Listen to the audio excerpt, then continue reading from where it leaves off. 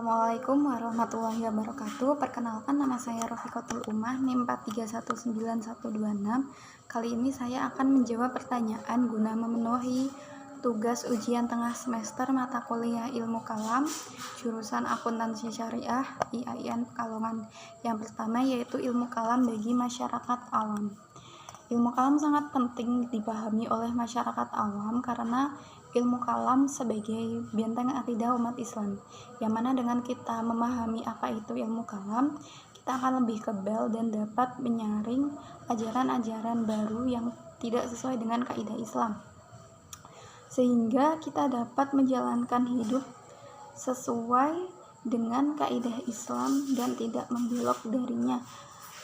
Kemudian metode yang dapat digunakan untuk mengajarkan ilmu kalam adalah dengan metode yang mengikuti perkembangan zaman, yang mana disukai oleh masyarakat, seperti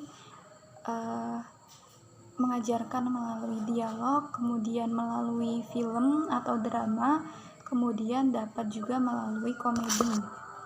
Kemudian yang kedua adalah ilmu kalam, filsafat, dan tasawuf memiliki kemiripan objek kajian, yang mana ilmu kalam memiliki objek kajian ketuhanan dan segala sesuatu yang berkaitan dengannya. Kemudian objek kajian filsafat adalah masalah ketuhanan, masalah alam, masalah manusia, dan segala sesuatu yang ada. Selanjutnya objek kajian tasawuf yaitu ketuhanan dengan upaya-upaya pendekatan terhadapnya. Ilmu tasawuf memiliki fungsi sebagai pemberi kesadaran rohaniah dalam perdebatan-perdebatan kalam. Dikarenakan ilmu kalam mengandung muatan rasional, maka ilmu tasawuf berperan dalam mengimbangi muatan rohaniah agar kaidah kalam tidak bergerak ke arah bebas.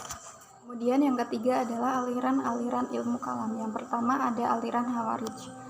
Dalam aliran Khawarij, ajaran-ajarannya seperti yang pertama, pemilihan khalifah dipilih secara bebas, tidak harus dari keturunan Arab, asalkan dapat bersikap adil dan sesuai syariat Islam, dan apabila menyimpang maka harus dijatuhkan atau bahkan dibunuh. Kemudian yang kedua adalah aliran Murji'ah.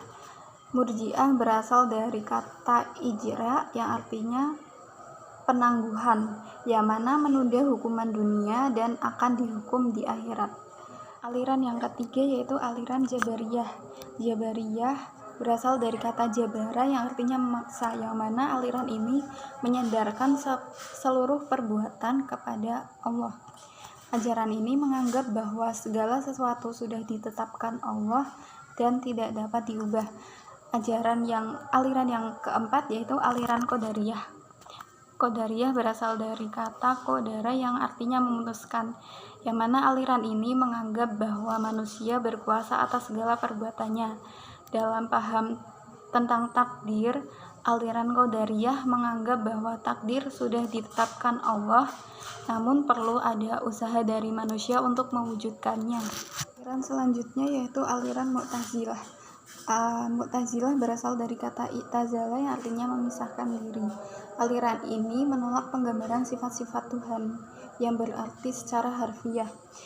Kemudian terdapat 5 ajaran utama dalam aliran ini. Yang pertama adalah at-tauhid, kemudian al-adlu, kemudian al-wa'du wa al-wa'id, kemudian al-mu'tazilah baina al-manzilatain, kemudian amar ma'ruf nahi munkar. Kemudian aliran yang terakhir aliran Asy'ariyah dan Maturidiyah. Aliran ini disebut juga dengan aliran Ahlus Sunnah wal Jamaah, yang mana mengikuti ajaran Nabi dan sahabat-sahabatnya. Dalam aliran ini Allah memiliki sifat-sifat namun diartikan secara simbolis.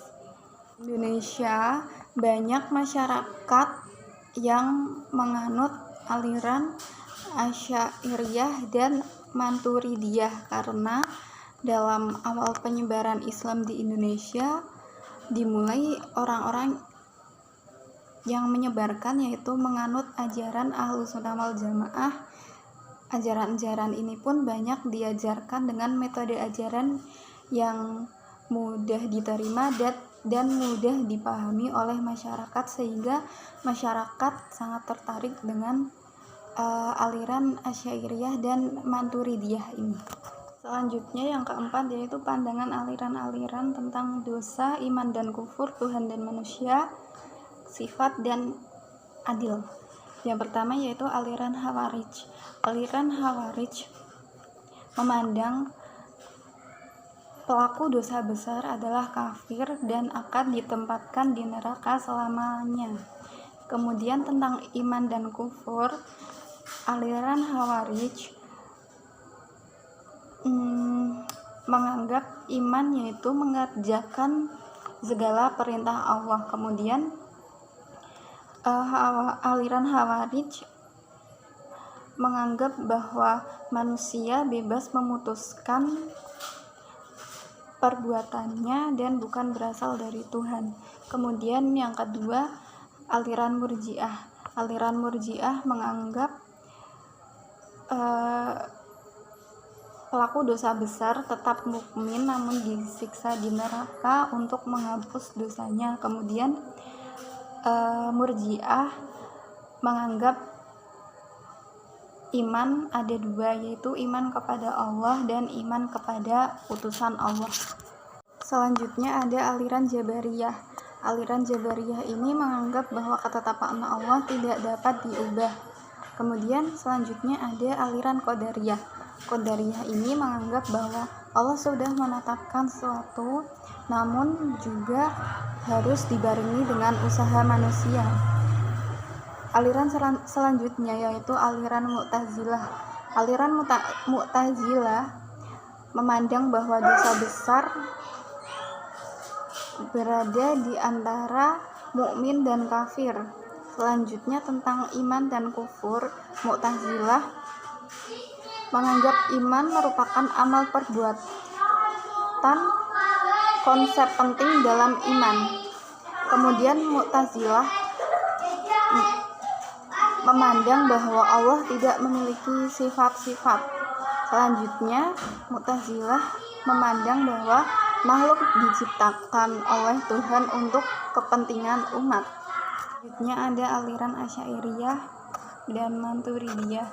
Aliran ini menganggap pelaku dosa besar bukan seorang kafir karena pelaku dosa besar tetap memiliki iman di dalam hatinya. Kemudian aliran ini memandang iman yaitu membenarkan dalam hati atau qalbu, kemudian membenarkan lewat ucapan dan melakukan lewat tindakan.